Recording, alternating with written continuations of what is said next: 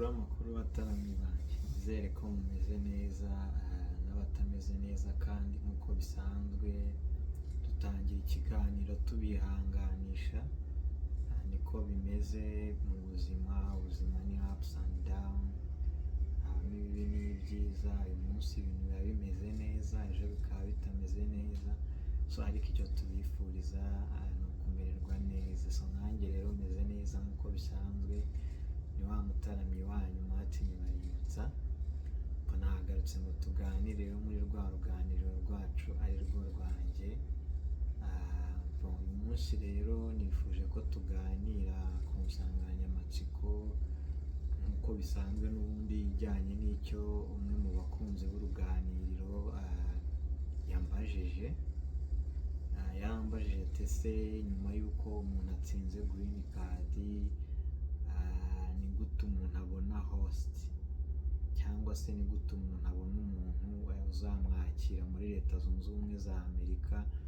Kuko nk'uko mubizi cyangwa se n'abatabizi, iyo watsinze green card usabwa providinga address cyangwa gutanga adresse z'ahantu hatuye umuntu hano muri Leta Zunze Ubumwe za Amerika uzakwakira mu gihe runaka.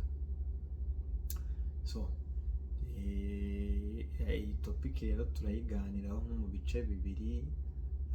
Icya mbere ndababwira ibintu by'ingenzi ugomba kumenya, ni ukuvuga ngo ni ibiki umuntu witwa host agomba kuba yujuje, umuntu wakwakira. Ikindi ndanababwira host icyo ari cyo.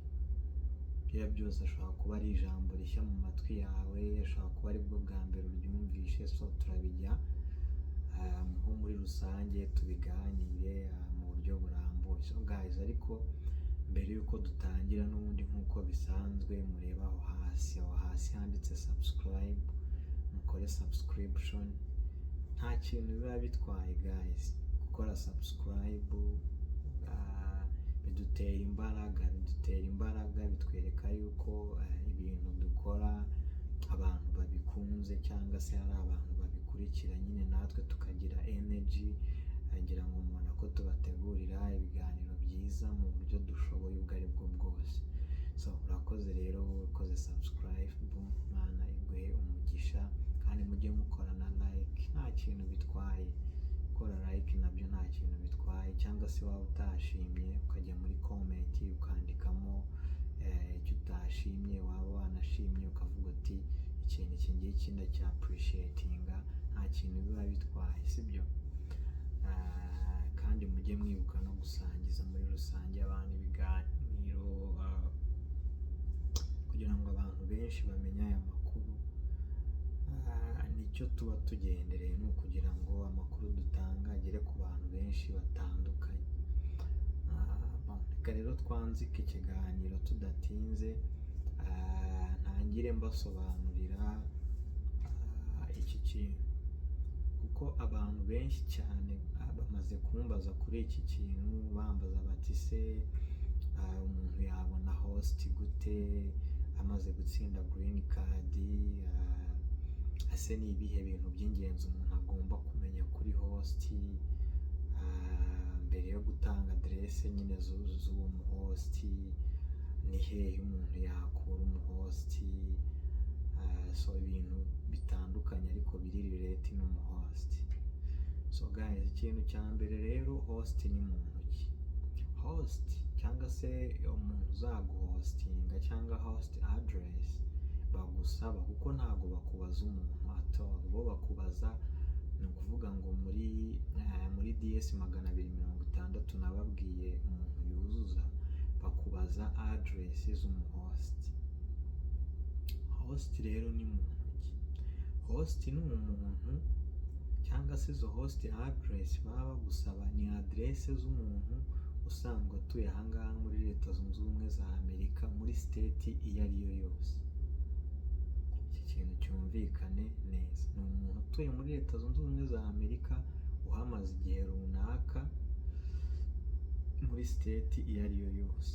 Uyu muntu ntabwo ari ihame ko agomba kuba ari umuntu green card oya, kuvuga ngo uyu muntu cyangwa se izo aderese zituyeho uyu muntu, of course nimvuga umuntu utuye kuri aderese runaka uzakwakira, sibyo? Kuko nta muntu wakwakira adafite aderese nawe atuyeho, sibyo? So uyu muntu rero bagusabira aderese uzakwakira ashobora kuba ari umunyeshuri, biremewe rwose, yaje kwiga hano muri Leta Zunze Ubumwe za Amerika, afite ahantu atuye, afite aderese, ashobora kuguhostinga ni ukukwakira, reka tubivuge gutyo mu kinyarwanda, ashobora kukwakira igihe runaka, sibyo? Umuntu waje na green card yakwakira, umuntu waje hano nk'impunzi yakwakira, sibyo? Muri rusange umuntu uri aha muri Leta Zunze Ubumwe za Amerika wese yakwakira, yaba ari umuntu uri muri business, yaba ari umuntu ukora akandi kazi gasanzwe, yaba ari uwaje nk'umunyeshuri, yaba ari uwaje nk'impunzi, apfa kuba atuye hano muri Leta Zunze Ubumwe za Amerika mu buryo bwemewe n'amategeko. Ni simple definition, tuyifate gutyo ko uyu muntu agomba kuba just ari umuntu ufite aderesi izwi kandi utuye muri Leta Zunze Ubumwe za Amerika mu buryo bwemewe n'amategeko muri state iyo ari yo yose, sibyo? So ikintu rero kindi umuntu yakwibaza ati se umuntu agomba kuba afite imyaka ingana gute? Yaba ari umwirabura nk'uko nawe ndi umwirabura, yaba ari umuzungu se? Oya, umuntu uwo ari we wese wujuje imyaka y'ubukure, of course, kuko n'ubundi hano ntabwo wagira aderesi utagejeje imyaka y'ubukure muri 21 kuzamura, sibyo? Nibwo uba ufite nyine, uba wemerewe kuba wagira apartment yawe cyangwa se wagira inzu yawe, you see? Iby'imyaka byo nta kibazo, yaba afite imyaka 80, yaba afite imyaka 60, yaba afite imyaka 25, yaba afite 30, imyaka iyo ari yo yose nta kibazo kijyanye n'imyaka. Ku bijyanye n'uruhu, yaba ari umuzungu, yaba ari umwirabura, yaba ari ufite uruhu rwera, yaba ari umuhinde, yaba ari umunyarwanda, yaba ari umurundi, yaba ari umunyakenya, yaba ari umuntu wo muri Aziya, yaba ari uwo muri Europe, ahantu aho ariho hose umuntu yaba akomoka yaguhostinga, sibyo? Ibyo nta kintu rwose bitwaye, sibyo? So ikindi umuntu agomba kumenya ni uko uyu muntu uguhostinga ntabwo ari umusponsa wawe. Iki kintu reka ngisobanure cyumvikane neza. Ni ukuvuga ngo host atandukanye na sponsor. Ibi bishatse kuvuga iki? Ni ukuvuga ngo nimba umuntu aguhostinze akakwemerera kuzakwakira iwe, ikintu cya mbere ugomba kumenya ni uko navuga yuko abakoze igikorwa cy'ubutwari, kuko ntabwo ari buri muntu wese ushobora kukwemerera kukwakira mu rugo rwe. Kuko ikintu cya mbere ugomba kumenya ni uko muba mugiye kubaho mu buzima bumwe, uba ugiye kwinjira muri private life ye, ugiye kumenya uko abayeho, ugiye kumenya umuryango w'uko ubayeho, ugiye kumenya buri kimwe cyose kijyanye na privacy yiwe. So ntabwo ari buri muntu wese rero wakwinjiza muri private life yiwe. So iki ni ikintu gikomeye uba ugomba kumenya.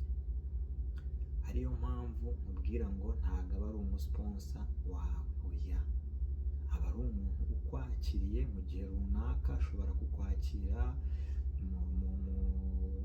mu biganiro mugirana, nabyo ni ibintu by'ingenzi cyane, ntaza kubyibagirwa wenda mbere y'uko wanzura ko umuntu akubera umuhost cyangwa se umuntu azakwakira iwe. Mugomba kugirana ibiganiro guys, mukaganira mukumvikana igihe azakwakira. Ashobora kukwakira ukwezi kumwe, ashobora kukwakira amezi 2, ashobora kukwakira amezi 3. Rwose ahangaha muri Amerika iyo uhageze waratsinze green card, mu kwezi kumwe, mu ma state menshi mu byumweru 2 se uba umaze kubona green card yawe, warabonye social security number, kandi iyo ufite izo documents ebyiri uba wemerewe gushaka akazi cyangwa uba wemerewe no kugira business wakora nimba ufite amafaranga, kuko nabyo biremewe. Ushobora gukora business cyangwa se ukajya no mu kazi, byose biremewe, sibyo? So uyu muntu rero iki kintu cyo ko atari umuntu ugiye kuguha financial support cyangwa se atari sponsor wawe, ni ikintu akenshi gikunda kugonga abantu baza hano muri Leta Zunze Ubumwe za Amerika, especially bazana green card. Niyo mpamvu gitinzeho. Ni ukuvuga ngo uyu muntu host icyo bivuze ni umuntu ukwakira, just kukwakira gusa. Ashobora kuguha ahantu ho kuryama, ariko ashobora no kutahaguha. Ashobora kuguha adresse ye, mukumvikana ko ugiye gukoresha adresse ye kugira ngo uzaza muri Leta Zunze Ubumwe za Amerika, ariko wahagera ntubiwe. Ni ibintu bikorwa cyane, birashoboka. Hari abantu babura aba host bazabakira ngo babane, akaba yabwira umuntu ati wowe mpa adresse yawe nzayikoreshe nka host address, hako ningera muri Leta Zunze Ubumwe za Amerika mfite ubundi buryo nziyeranja mbona ahantu ho kuba. Bibaho.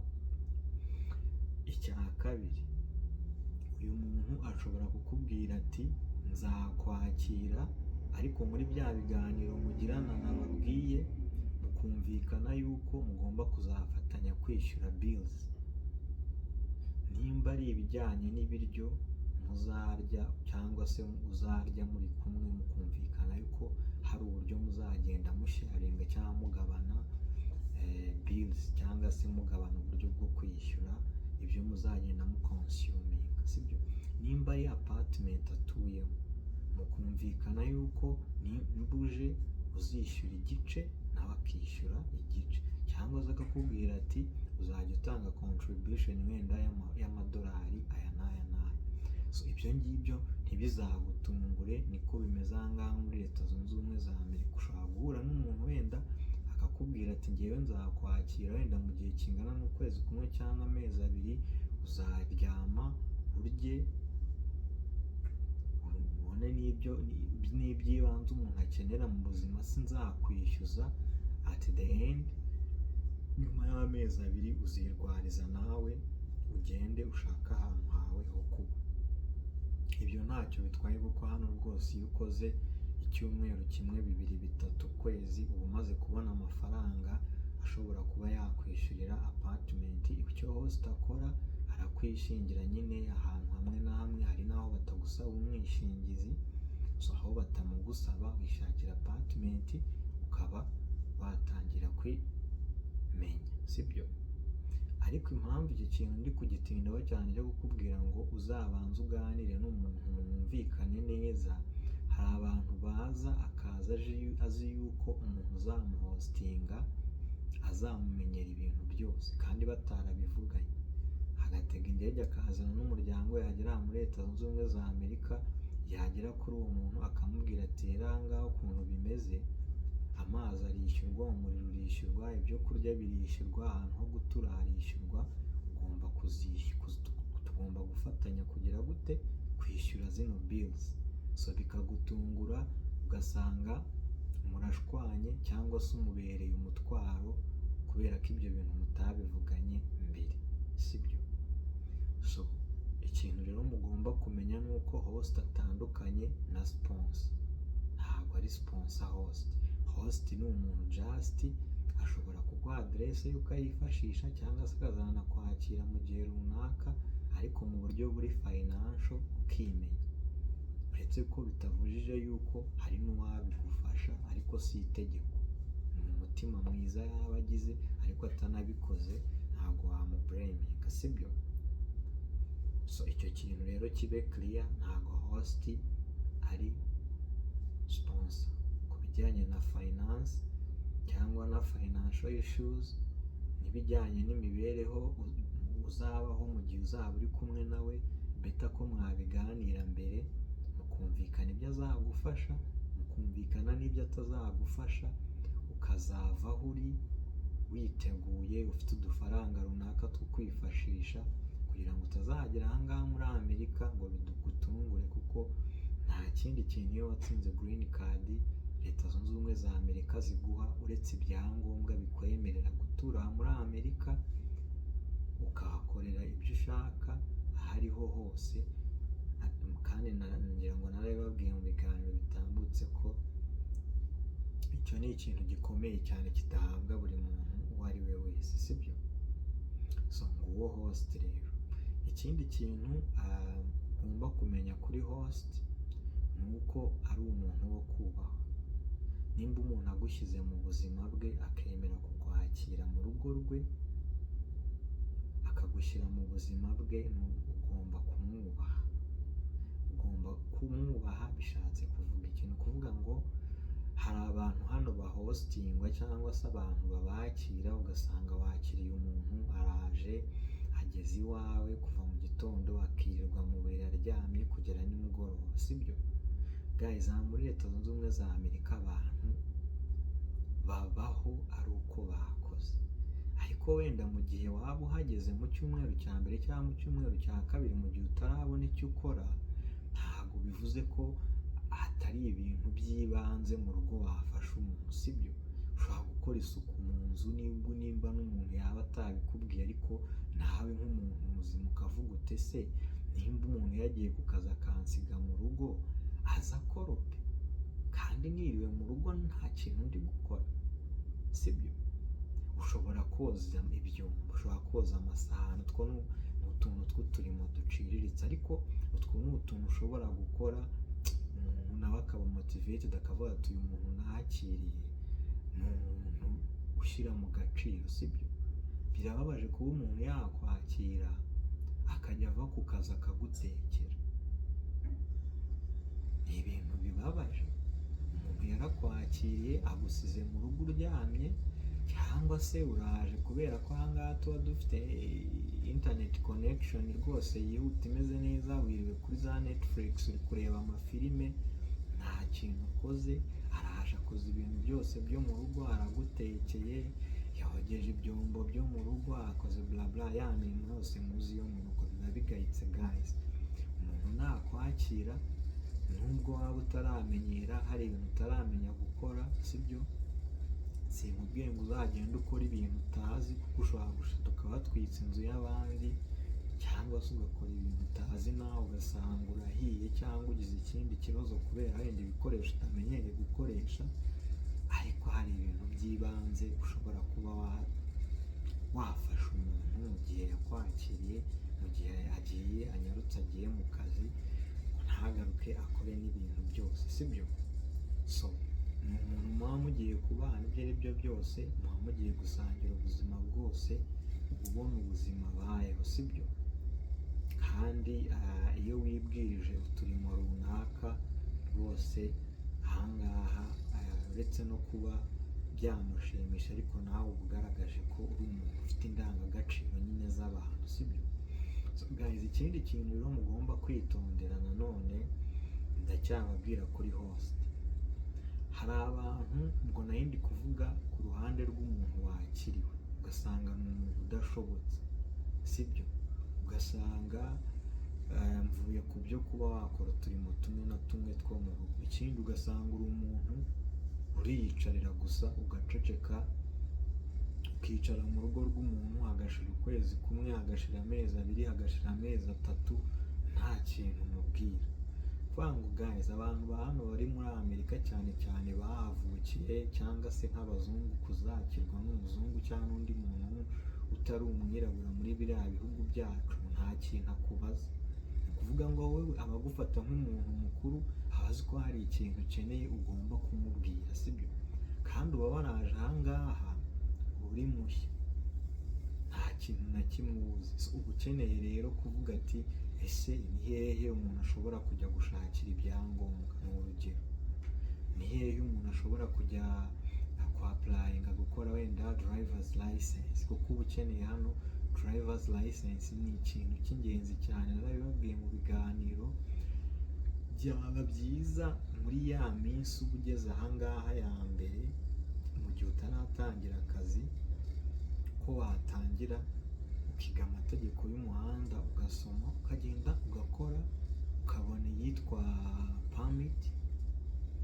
Iyo uyifite uba wemerewe gutwara, ariko na nyuma ukaba wakwihugura ugashaka driver's license, kubera yuko hano udatwara imodoka muri Amerika ntabwo ushobora kuhaba. Imodoka niyo maguru, ntabwo wagenda n'amaguru ngo ujye ku kazi bishoboke, bitewe na weather condition, cyangwa se n'ahantu waba ukora distance ihari, cyangwa se no gutega. Hari abantu bavuga ngo nzatega lift na Uber, ariko guys, gutega lift na Uber ahangaha birahenze cyane kuruta kwigurira imodoka yawe y'amafaranga make. Hano imodoka ziba zihari, ushobora kugura imodoka y'ibihumbi 5, ushobora kugura imodoka y'ibihumbi 4, 3 se, imodoka itagize icyo itwaye rwose, ukoresha ukava mu rugo ukajya ku kazi ukagaruka, ikagufasha mu buzima bwawe bwa buri munsi busanzwe. So ugomba kuba sharp rero, ibi nicyo mbivugiye, ugomba kuba sharp. Yaba hari ikintu ukeneye host wawe ukamubwira ati se wenda nimba ubona adakora muri weekend, ukamubwira ati se muri weekend ntago twaza walkinga wenda around muri commercial areas ziri hano dutuye, ukanyereka n'uburyo ki abantu bashopinga cyangwa bajya guhaha, kuko guys nabyo uba ukeneye, kuko iyo ugiye kwibana ntabwo umuhost wawe agaruka ngo ajya gufata akujyana ajye kuguhahira. So urumva rero igihe afite umwanya ushobora kumubwira uti tujyane mu isoko, cyangwa wakumva avuze ati hari ibintu ngiye kugura mu isoko, ukavuga uti se naguherekeza, mukajyana, ukagenda ukareba ukuntu bahaha, ukamenya aho bahahira, ukamenya ibintu nk'ibyo kuko biba bikenewe mu buzima, sibyo? Kuko nta wundi mwanya, ntabwo yabona umwanya wo kugutembereza state yose mutuyemo, nawe aba afite ibindi bintu akora, sibyo? Aba afite akazi ke, aba afite izindi nshingano. Ni wowe ugomba kuba sharp rero, ukamuganiriza, ukamubaza wowe ibintu wumva ushaka, sibyo? Ubwo ibyo bintu byo kuba sharp ugenda unamubaza uti se ni hehe bashakira social security number, cyangwa se ntabwo nishyuye green card, ni gute bayishyura online, kuko hari igihe waba utabizi, sibyo? Cyangwa se waba unabizi kubera ko utaremererwa gufungura konti, kandi kwishyura green card bikorerwa online, utabikora udafite debit cyangwa credit card, ugasanga wenda birakugoye, sibyo? Utwo ni utuntu twose uba ugomba kugenda umubaza se bivuriza hehe, kuko ushobora kuza ari feme ufite umwana azakenera kujya, kuko ahangaha muri Amerika umwana aba agomba kujya muri appointment igihe runaka kugira ngo bamucekinge. Abana babakorera check up buri gihe, kuko ntiyajya kwiga atabikora ibyo. Hari inkingo baba bagomba kubatera umwana kugira ngo azajye kwiga. Ahangaha hari uburyo ki babyapurayinga, ni online, ntabwo uba ubizi. Ugasanga uraje umaranye umwaka umwe, umwana atari kujya kwiga kandi yaragejeje igihe. Kubera iki? Kubera utabibajije, sibyo? Wenda hari umuntu wabikubaza, si abantu abo ari bo bose, ariko impamvu mbibabwira ni uko abantu bagenda bagira imyitwarire itandukanye bitewe n'ubwoko bwabo. Ubwo nimvuga ubwoko, ashobora kuba ari umuzungu, wenda ashobora kuba ari umwirabura wavukiye hano muri Amerika, ashobora kuba nyine ari umuntu nyine uri aho ngaho wumva yuko umuntu ukuze ikintu akeneye agomba kukibaza, sibyo? Ugomba rero kuba sharp ukabaza. Aho ngaho ni ku ruhande rw'umuhost. Guys, ba sharp, baza ikintu utazi, baza ikintu ushaka kumenya, baza ikintu cy'ingenzi wumva kizagufasha mu minsi iri imbere. Kuko nanone ahangaha inama nabagira, ntuzabe kwa host wawe igihe kirekire, kuko icya mbere umubereye umutwaro, ashobora kutakwirukana kubera ko atabikubwira, ukagenda ugakubita mu rugo rw'umuntu amezi 6, umwaka, biba ari umutwaro guys. Ahangaha umuntu yaguhostinze ukwezi kumwe, amezi 2, 3 maximum, hano uba wakwirwariza, uba wakwibonera buri kimwe, sibyo? Then ukamushimira, ukajya ukajya gushaka imibereho yawe, mugakomeza mukaba inshuti mu buzima busanzwe, mugasurana ntacyo biba bitwaye, ariko nawe nyine ukamuha agahenge akongera akabaho mu buzima bwe busanzwe, sibyo? So ikindi rero ku ruhande rwa ba host guys, ahangaha mugomba kumenya yuko abantu bagira imico itandukanye. Ntuzibwire yuko imico wowe ufite ariyo uzasanga umuntu uzakwakira azaba afite. Ariyo mpamvu mbabwira ngo banza umenye ngo umuntu ugiye kumuhostinga ni muntu ki, abayeho ate. Ese ushake n'umuntu umuzi amukuganirizeho nimba kuko ari umuntu ubona ushobotse. Kuko hari igihe ushobora gusanga, urugero ushobora gusanga ugiye kuba hosted n'umuntu wenda w'umukristu utanywa ibisindisha, ni urugero, ugasanga wowe urabinywa. Icyo gihe nugera mu rugo rwe ukazana ibisindisha mu rugo rwe bizamubangamira nubwo atabikubwira, sibyo? Niyo mpamvu mbabwira ngo beta ko wamenya mbere yuko mugira gute, mujya kuri iyo step yuko akubera host. Ushobora kuba unywa itabi cyangwa washobora kuba arimo wowe utarimo, ugasanga aratashye amwereye itabi mu nzu, birakubangamiye kandi nta kundi wabigenza kuko ni, sibyo? Ashobora kuba nawe afite ibindi bintu akoresha mu buryo runaka, sibyo? Ashobora kuba ari umuntu w'umunyamujinya, ashobora kuba ari umuntu wenda umeze mu buryo runaka. So beta ko wabanza ugakora, nimba navuga research ntoya ku muntu ugiye kukwakira, ukabanza ukagira ibintu by'ibanze umumenyaho, ukamenya characters ziwe, ukumva ko muzashoboka. Kuko iyo umuntu akwakiriye hano rwose muri Amerika, simbabeshye, adashobotse birangira nawe udashobotse ugiye mu nzira ze. Kuko akenshi uburyo witwara hano muri Leta Zunze Ubumwe za Amerika bugenwa n'umuntu wakwakiriye, kuko niwe uguha umurongo, niwe ukwereka ibyo gukora, sibyo? Niwe ukoriyanta mu bintu byose. So beta rero yuko washaka umuntu n'ubundi usa naho muhuje imyemerere cyangwa se mujya guhuza indangagaciro, sibyo, na kirazira, byaba ari byiza hari ibintu muhuriyeho, sibyo? So ikindi ntabura kubabwira, hari igihe wakirwa n'umuntu muri Leta Zunze Ubumwe za Amerika ukahagera akakubera umutwaro pe, bibaho cyane, ntibizagutungure.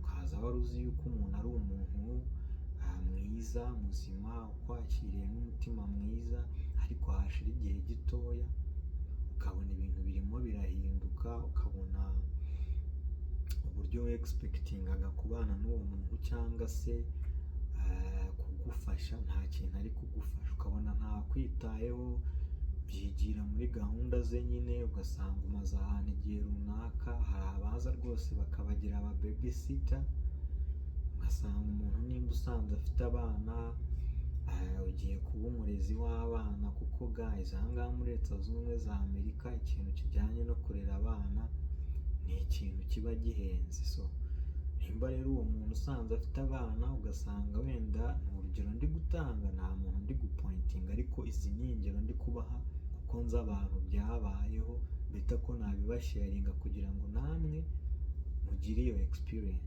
sibyo? Nibikubaho uzamenye uko witwara.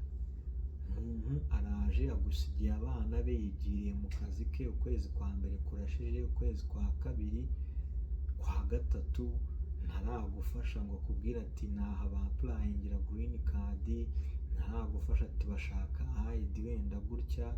So guys, ntabwo waraje kuba umurezi w'abana be, sibyo? Of course mu gihe wenda uhari mu gihe gitoya runaka, ntabwo wabura gusigarana abana ngo nawe ajye gukora, kuko aba yarakwakiriye nawe. Ariko kumarana umuntu amezi 6 warabaye mu babysitter wiwe, nta kindi kintu ukora, nta kintu na kimwe arakwereka, nta no kukubwira ati bashaka akazi gutya, si ibyo bintu byaba ari bibi, sibyo? Byaba ari bibi pe. Cyangwa se wahagera ugasanga umuntu akugize nk'umukozi we wo mu rugo, wirirwa umukorera akazi ko mu rugo, ugateka ugatunganya mu rugo, akaza nyine urumva waba yorohewe n'imirimo yo mu rugo, akakwihorera ntagire ikintu agufasha. Guys, ibi bintu bikikubaho ukigera kwa host wawe, ukabona uhamaze igihe runaka, ukabona nta kintu ashaka kugufasha, kugira ngo nawe urebe ukuntu wakwisetoringa, kuko nicyo kiba kikuraje ishinga, nicyo host amaze. Ni umuntu ukumenyereza mu gihe gitoya, akakwereka ibintu by'ibanze mu buzima umuntu ashobora guheraho kandi bitagoye, agatangira ubuzima. So nubona atari kugufasha, vuga tinyuka, uru ruganiro ruzaba rukiriho, ushobora kutwaporocinga ukatubwira uti nagize ikibazo iki n'iki n'iki, umuntu yarampostinze ariko ndabona nta kintu ari kumfasha, ndabona njyewe ibyo nexpectingaga atari byo ndi kubona, wanamuhindura, sibyo? Wahindura host ugashaka undi, cyangwa se waba unahamaze igihe runaka ukaba washaka uburyo ki wajya kubaho mu buzima bwawe, sibyo? Ntabwo uba waraje kuba umurezi w'abana b'umuntu hano, ntabwo uba waraje kumubera umukozi wo mu rugo. Kukwakira ni umutima mwiza pe, simbyanze, ariko nawe agomba kumenya yuko hari ibyo ukeneye kugira ngo uve kuri etape imwe ugere ku ya kabiri, sibyo? So ngibyo rero, mbabwiye kuri side ebyiri, mbabwiye kuri side yawe nk'umuntu wakiriwe, mbabwiye no kuri side y'umuntu ukwakira. Ibi bintu ni ibintu by'agaciro mugomba kuzingatira neza neza neza, mukabimenya kugira ngo ubashe kuba hano. Kuko guys, hari ikintu abantu bitiranya,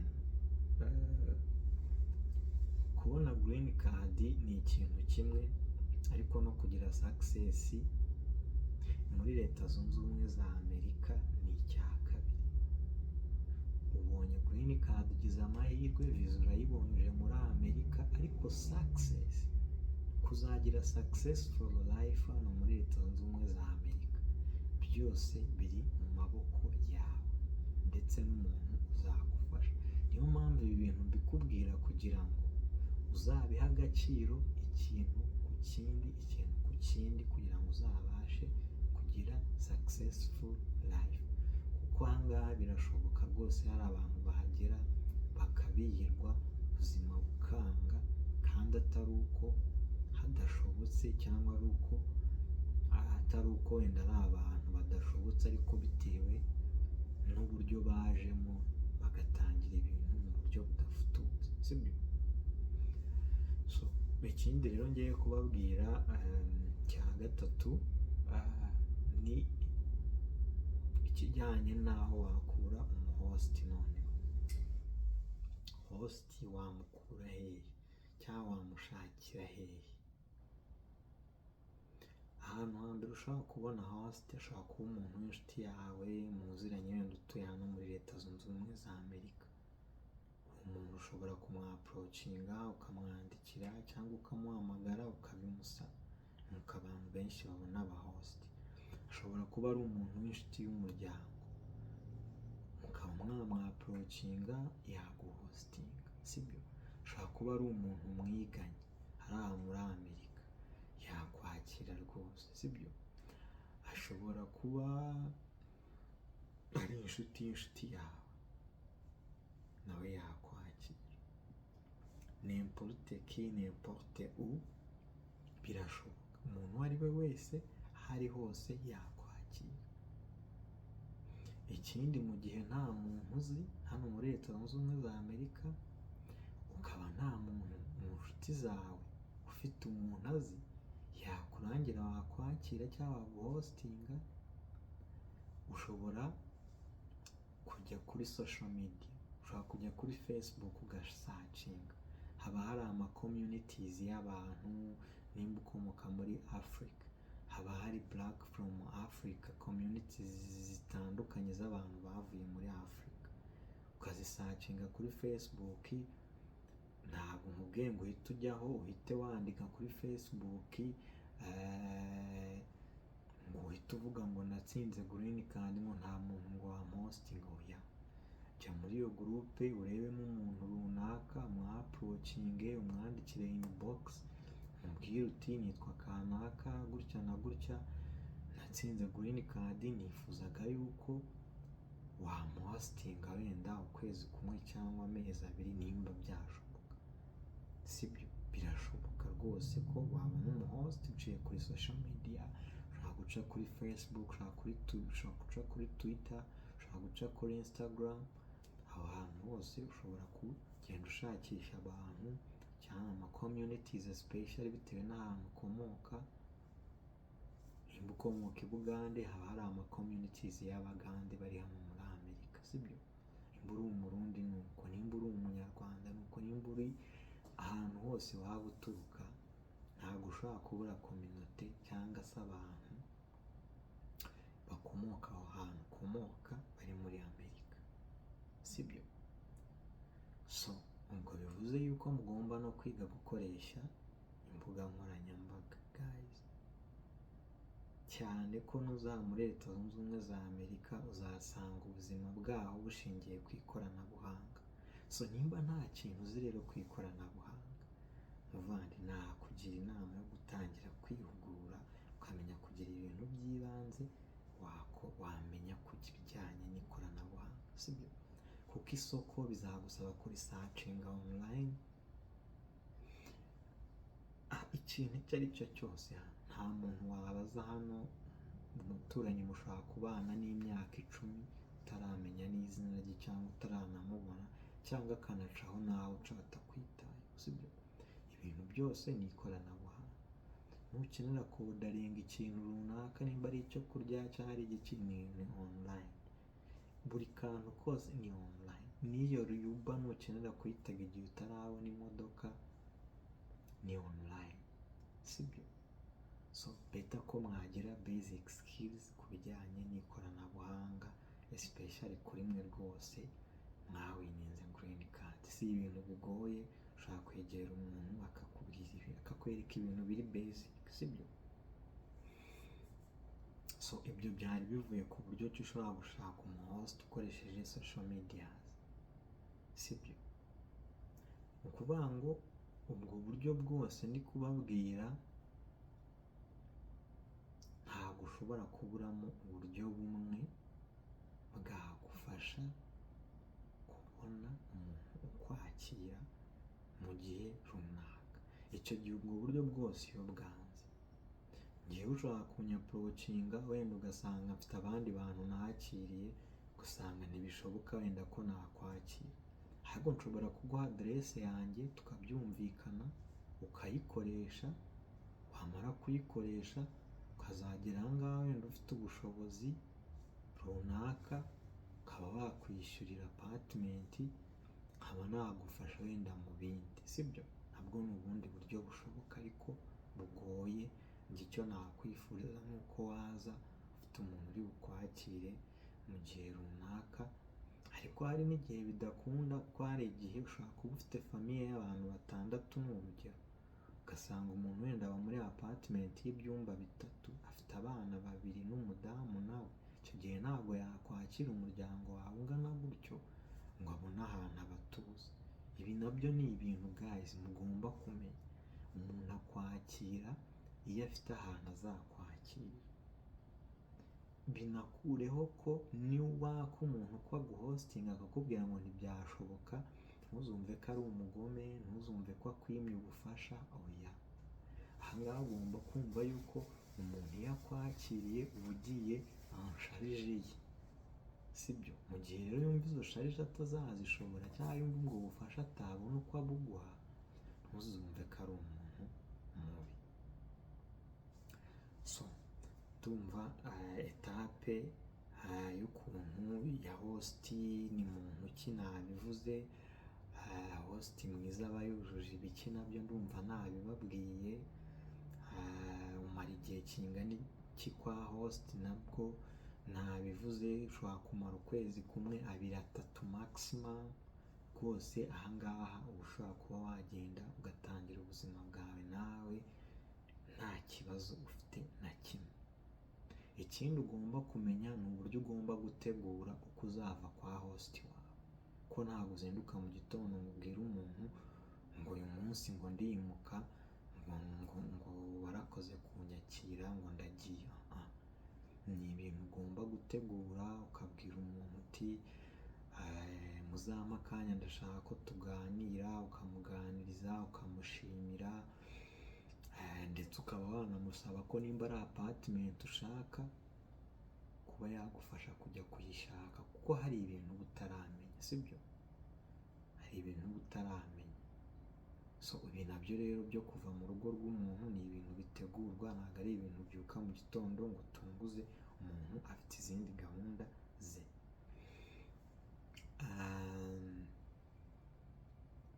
Ikindi nanone numva nakubwira ni uko ugomba no kumenya uburyo ki uzabana na host wawe nyuma yo kuva iwe, sibyo? Byaba bibabaje umuntu yarakwakiriye ariko mugatandukana nabi, cyangwa se wava iwe ntimwongere kuvugana, ukava iwe mbega akumva ko aruhutse umutwaro, cyangwa wowe ukumva ko uruhutse umutwaro. Kuko uyu muhost nubwo muba mutandukanye ugiye kuba iwawe, hari ibindi bintu uzamukenera mu gihe kizaza. Uba ukeneye ibintu byinshi, uba ukeneye kuzagura iyo modoka, ntabwo ubuze aho bayigurira, ntabwo ubuze imodoka ukeneye iyo ariyo nk'umuntu w'umutangizi. Hari ibintu byinshi host uba ukimukeneyeho nshuti, sibyo? Uba umukeneyeho kumubaza, uba umukeneyeho ubujyanama, iki, sibyo? So better rero ko ugomba no gutegura uko excuse me, muzakomeza kugira gute kubana. Ikindi ugomba kumenya ibintu ukeneye by'ibanze kugira ngo utangire kwibana wenyine nyuma yo kuva kwa host. So ibi ngibi byo nzabikoraho ikiganiro cyihariye. Uyu munsi byari ukubaganirira kuri host ni muntu ki, host ushobora kumubona gute, host mwiza ni uwuhe, ugomba kwitwara gute kwa host, n'ibindi bitandukanye nagiye nkomozaho. Ndumva nta kintu ntavuzeho. So hari ikindi kintu wumva wenda naba nasobanuyeho ntusobanukirwe neza kuri host, cyangwa se ku muntu wakira umuntu wa green card, wakwandika muri comment nagusubiza nta kibazo. Ikindi nanone dusoze tubabwira ngo mukore subscribe muri benshi, like nyinshi cyane. Nimba ukunda ibintu jya muri comment ukubitemo imitima, uvuga uti guys njyewe ibi bintu ndabikunda, nta kintu bitwaye. So ibiganiro rero nakagaruka, nshuti bavandimwe, ciao ciao.